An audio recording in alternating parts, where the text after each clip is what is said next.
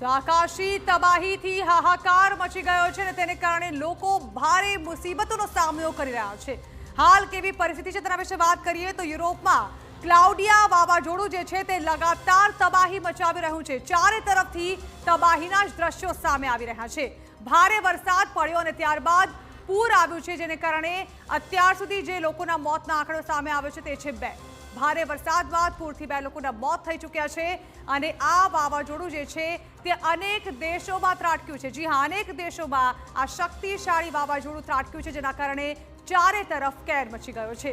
વાત કરવામાં આવે તો પોર્ટુગલ, બ્રિટન અને વેલ્સના ઘણા વિસ્તારોમાં પૂરની પરિસ્થિતિ જોવા મળી રહી છે, જેને કારણે સ્થાનિકોને પારાવાર મુશ્કેલીનો સામનો કરવો પડ્યો। પોર્ટુગલમાં સૌથી વધુ અસર તેની જોવા મળી છે। અહીં જો પરિસ્થિતિને કેટલી ખરાબ જે રીતે થઈ ગઈ છે તેની વાત કરવામાં આવે તો 1 મહિનાનો જેટલો વરસાદ વરસે તે માત્ર 24 કલાકમાં જ વરસી ગયો છે, એટલે કે અહીં ભારે પૂરના તારાજીના દ્રશ્યો સામે આવી રહ્યા છે। લોકોનું સ્થળાંતર કરવાની ફરજ પડે તેવી પરિસ્થિતિ સર્જાઈ છે।